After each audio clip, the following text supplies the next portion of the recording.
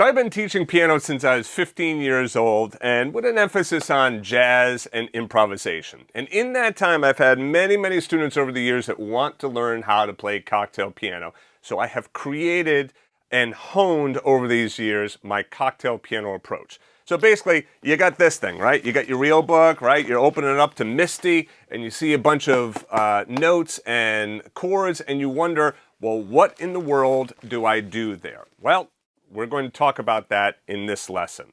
I'm not going to be moving too quickly. I ask for your patience while we go through each one of these steps. There are 10 steps in total. Let's pull back the curtain and let's get started. All right, so the first step is utilizing only the roots. And by the way, if you want this sheet music, you can go to the link that's on your screen right now, or you can also follow the description if you happen to be viewing on YouTube. All right, so the first thing is just play the melody in the right hand with roots in the left hand. Right, pretty simple, right? And all we're going to be doing is using the first 3 measures of Misty as our example through all 10 of these steps. All right, so pretty simple. Play the root, play the melody in the right hand. The reason you do this is you get down the melody, you get down the fingering of your melody, you can play the melody strong, you know what the root motion is, and quite frankly, you could start right there and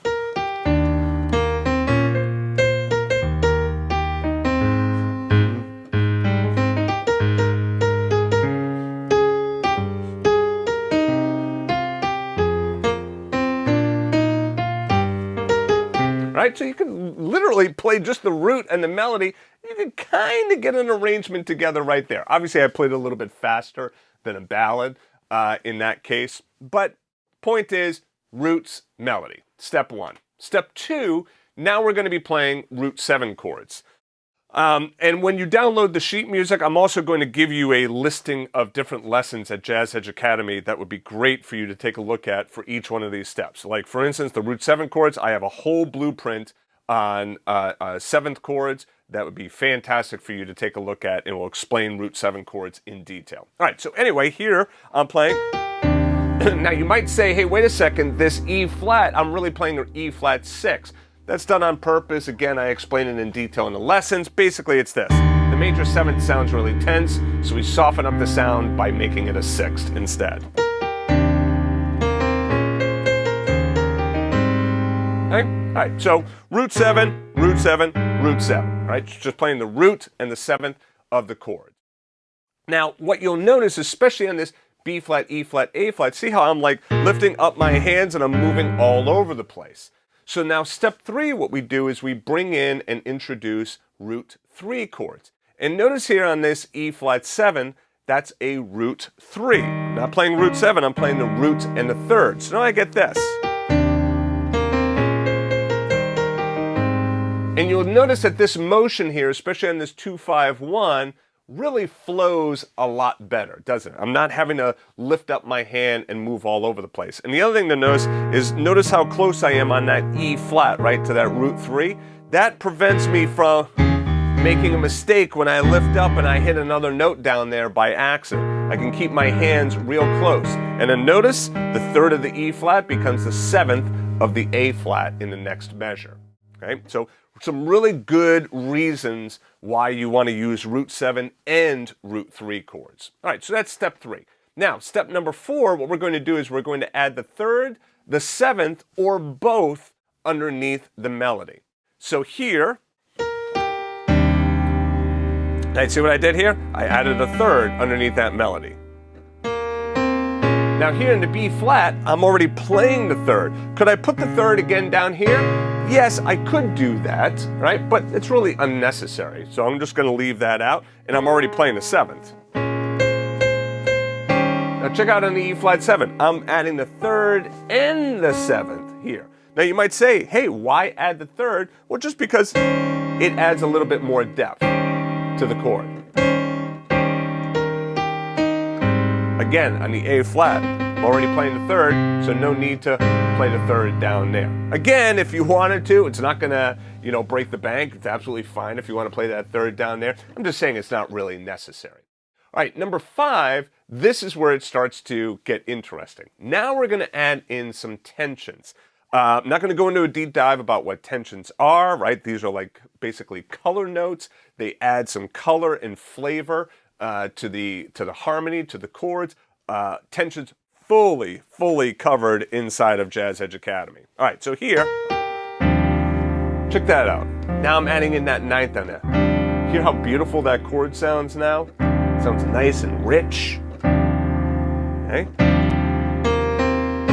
Now here I'm adding in the ninth on that B flat as well, even though it's a half step from the melody. Now typically if I was working with a vocalist, I wouldn't do something like that because that half step is really going to mess with them when they're trying to hit that note and I'm playing a half step below. But since I'm playing the melody, it's totally fine. All right, see I'm adding that ninth in there. Again, adding in the ninth right there. Now I add the ninth in the right hand. I don't add it in the left hand because see how low it would be? If I add it down there, right? Or if let's say that B flat minor with the ninth down there, way too low. So I add that ninth and that tension in the right hand. That's step 5. Step 6, now I'm going to add the fifth to the left hand for depth. And I'm doing it on these two chords, the B flat minor and the A flat major. I could do it here as well if I want to add it down there, but I just kept it as root 6. Because as it starts to get low down there, it's going to start to get muddy the more notes I add. Fifth in there. Fifth in there as well. Now you might wonder, well, why don't I add the fifth on the E flat? I absolutely could if I wanted to. But the point is, I don't have to do each of these concepts on every single note and every single chord, right? So I'm just adding it on the B flat and on the A flat. Just adds a little bit more depth. Let me just play the B flat for you. Here's without the fifth. All right? In fact, let me just do this. Here's the B flat chord. There's the A flat chord. Now let me add the fifth.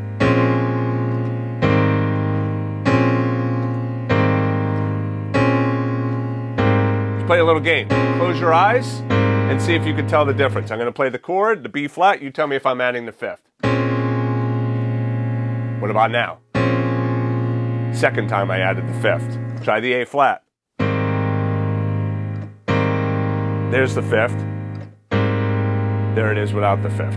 It is so subtle. If you close your eyes and you're listening to it, you might not even hear the difference. So the question then becomes, well, why in the world am I adding the fifth if it's so subtle and doesn't really add much? It's because here in step 7, we're going to add some motion to the left hand, and this is where the fifth is definitely going to come in. Take a look at the E flat. Right? These notes, there's the fifth in there. On the B flat, root 5, 7, 5. The E flat, I'm playing the root 3, but then I go down to the fifth in quarter notes, and on the A flat, root 7th, 5th, 7th, root. Okay? So that fifth that we just added in step 6, we are now going to be working on it and utilizing it in step 7, but in a motion kind of way, in more of a melodic versus harmonic kind of way. So now we have, let me do that again.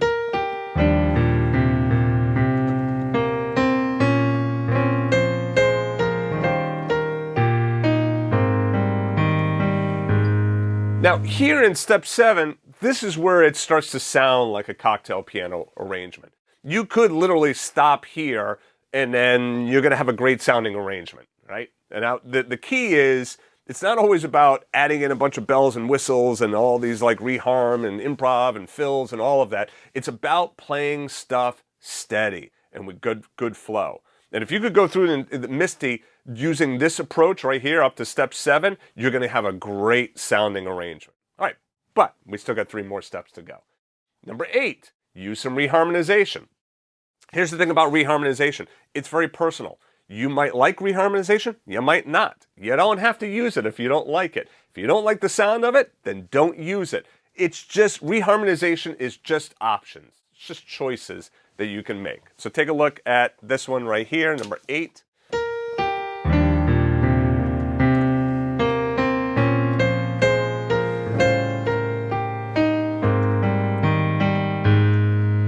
So playing that A7 chord right in here.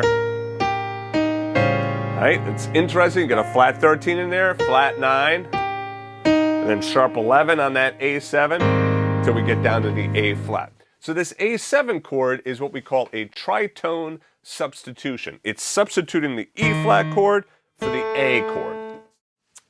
Inside of Jazz Edge Academy, there are several lessons that deep dive into tritones.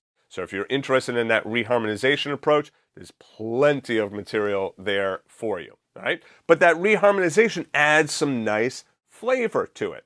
Now you want to make sure you don't add in too much reharmonization, right? Too much spice can spoil the soup. So make sure that you're being sparingly with your reharm. Next, step 9. This is where now you start to add in some fills or arpeggios.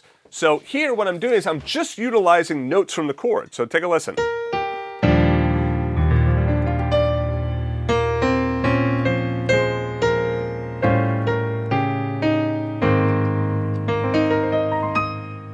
that again.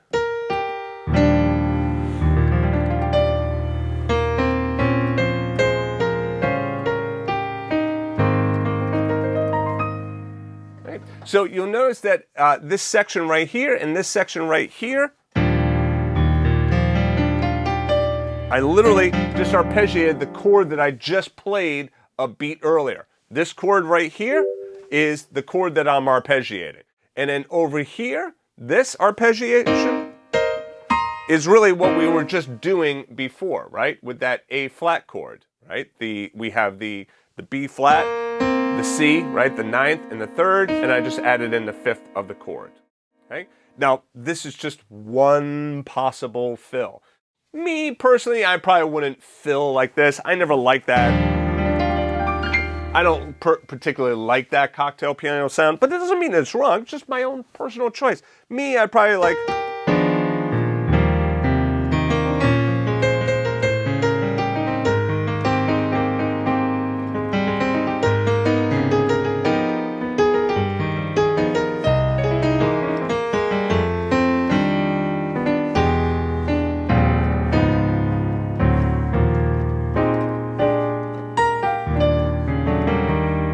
That's kind of like more probably the kind of fills that I would do. But everybody has their own personal preference, and that's what makes music and art great. So here, the point is, step 9, you're adding in some fills and you're adding in some of your own personal flavor and flair. Then finally, step 10, we can't finish without talking about improvisation. So here...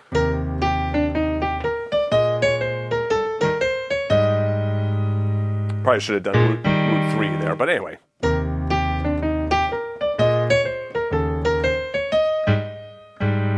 And so here is just a simple improvisational line built on the chords of Misty. So after we go through our 9 steps of cocktail piano, step 10 is where now we really start to tap into our creative spirit and creative side by starting to improvise. Improvisation does not have to be difficult. I have a whole program called The Confident Improviser, and it's hours and hours and hours of content, step-by-step improvisation, and some of it is right off of our new 6-week intensives.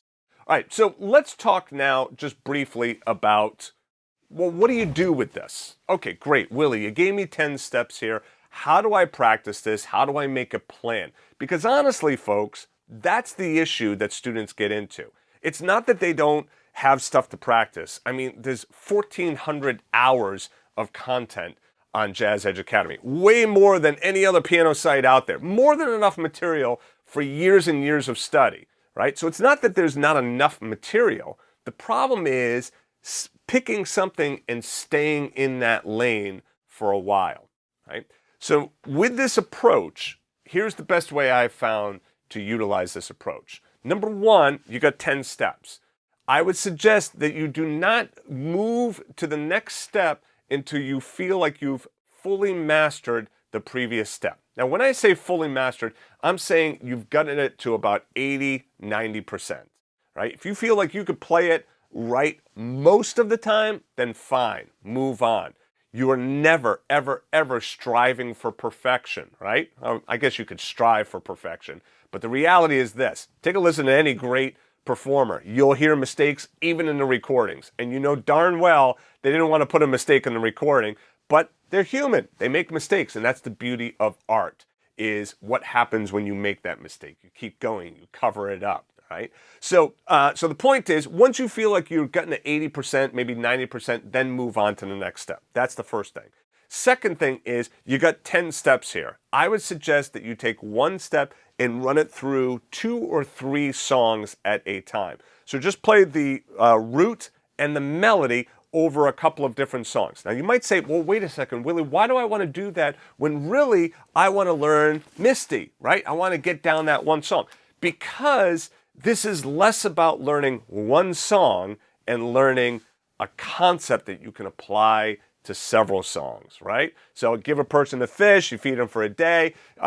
Teach them to fish, you feed them for life, right? So this is teaching you how to fish. This is teaching you how to approach cocktail piano. All right, the next thing, step 3 now, or the third part of your practice, once you've done that, each of those steps, right, over several different songs, you've done that first step over several different songs, then you move on to that next step and you do the same thing. Root 7s along with the melody. Maybe you do that over 1, 2, 3 songs, and then do the next step, right? Adding in the third in there.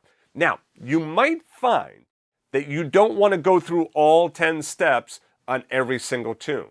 Like I said, once you get up to like step 6 or 7, you really have an arrangement together, right? And at that point, you could decide, okay, now I just want to focus in on that, right? So remember, piano lessons, they're your lessons, right? You get to decide what you want to do and what direction you want to follow. But the key is having a direction. You need to have a direction. And folks, let me tell you this, you got to have some staying power. If you're not willing to practice and you're not willing to stick with it, well then guess what? You'll never learn. You can get mad at me and get mad at other teachers and say I quit and all that. And you can blame us all that you want. It ain't our fault. We're giving you the information. What you decide to do with it, completely up to you, right? Now, with that said, if you like what I'm saying, you like this video, please go ahead and like and subscribe to the channel. And really what I'd like to hear from you as well is leave some comments below. Have you tried this approach? What challenges are you having when trying to play cocktail piano? Do you think this approach is complete baloney? If so, I'd love to hear your thoughts on it. All right, so if you want to grab the sheet music, like I said, you could follow the link that is on the screen, or you can also go and check out the description below. You could download all the sheet music, no cost for it. It's yours to keep. I want to see you be successful with cocktail piano. I am also going to provide with you, with the sheet music, a listing of the different lessons along with the links to those lessons on Jazz Edge Academy, right? If you want to learn things like tritones, if you want to learn things like reharmonization, you want to learn about those chord shells, I got a great program called Super Simple Standards, which is absolutely fantastic if you're a beginner and want to learn standards. And then we also have our new 6-week intensives. These are fantastic, 6 weeks of lessons, practice actions, play along with me. It's a no-brainer. It tells you exactly what it is you need to play and what you need to practice. So if you're lost or you need direction in your practice, I can guarantee you the 6-week intensives are the way to go. All right, so anyway, with all of that, thanks for joining me today. I look forward to seeing you in the next video. I'll see you soon.